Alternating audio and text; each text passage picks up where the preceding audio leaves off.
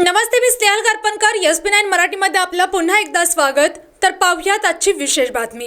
Monsoon 2026च्या पार्श्वभूमीवर कोल्हापूर जिल्ह्यातील पूर परिस्थिती आणि आपत्ती व्यवस्थापन पूर्वतयारीचा सविस्तर आढावा पालकमंत्री प्रकाश आंबेडकर यांच्या अध्यक्षतेखाली जिल्हाधिकारी कार्यालयातील ताराराणी सभागृहात घेण्यात आला. कोल्हापूर जिल्ह्यात 15 जुलै ते 15 ऑगस्ट दरम्यान अतिवृष्टीचा धोका अधिक असतो. हा गेल्या 25 वर्षाचा अनुभव लक्षात घेऊन प्रशासनाने सूक्ष्म नियोजन करावे असे निर्देश पालकमंत्र्यांनी दिले. अलमट्टी व हिप्परगी धरणांबाबत स्ट्रॉंग मॉनिटरिंग गरजेचे असून यासाठी स्वतंत्र यंत्रणा नेमावी अशा सूचनाही त्यांनी केल्या. यावेळी वारणा धरण वगळता इतर धरणातील पाणीसाठा गेल्या वर्षाच्या तुलनेत कमी असल्याचे स्पष्ट करण्यात आले. मात्र अल निनोचा प्रभाव आणि उपलब्ध पाणीसाठ्याचे सुयोग्य नियोजन करण्यावर बैठकीत भर देण्यात आला. बैठकीत आपत्ती व्यवस्थापन कक्षाने दिलेल्या सादरीकरणानुसार जिल्ह्यात 391 गावे पूरबाधित असून 88 गावांना भूस्खलनाचा धोका आहे. या आव्हानांचा सामना करण्यासाठी 838 जणांचे मनुष्यबळ, शोध व बचाव पथके आणि 488 निवारा केंद्रे सज्ज ठेवण्यात आली आहेत. जिल्हा व तालुका स्तरावर 24 तास नियंत्रण कक्ष कार्यरत असतील. विशेषतः भुदरगड, पन्हाळा आणि करवीर यांसारख्या डोंगरांच्या भागात मानवी हस्तक्षेपामुळे होणारी दरड कोसळण्याची भीती लक्षात घेता भूगर्भ तज्ज्ञांच्या अभ्यासानुसार उपाययोजना करण्याच्या सूचना केल्या, ज्यावर जिल्हा परिषदेमार्फत जनजागृती मोहीम राबवली जाणार आहे.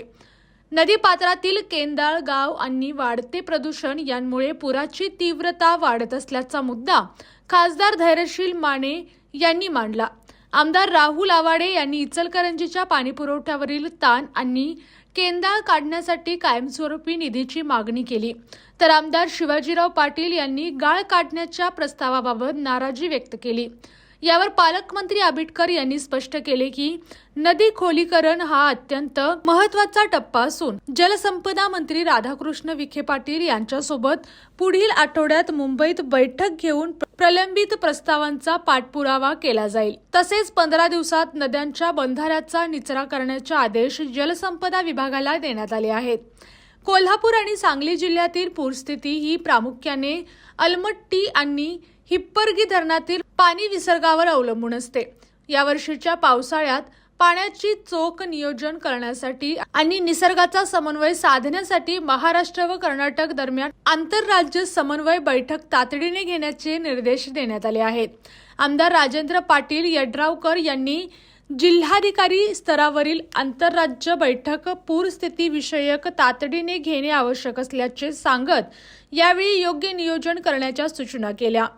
अलमट्टीच्या बॅकवॉटरचा फटका बसू नये यासाठी स्ट्रॉंग मॉनिटरिंग प्रणाली राबवली जाणार आहे.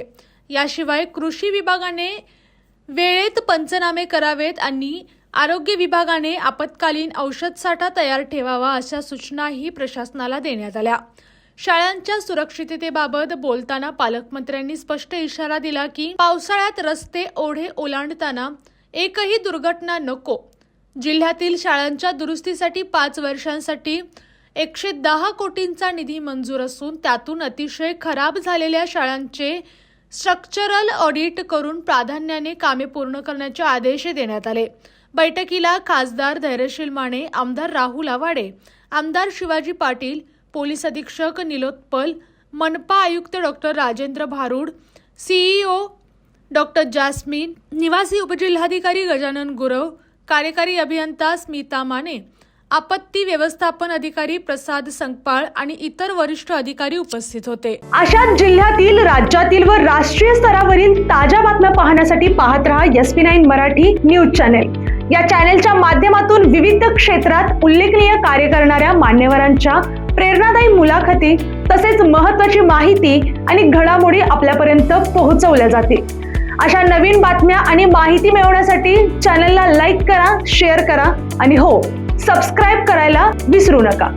पाहत रहा SB9 Marathi, your time your news. धन्यवाद.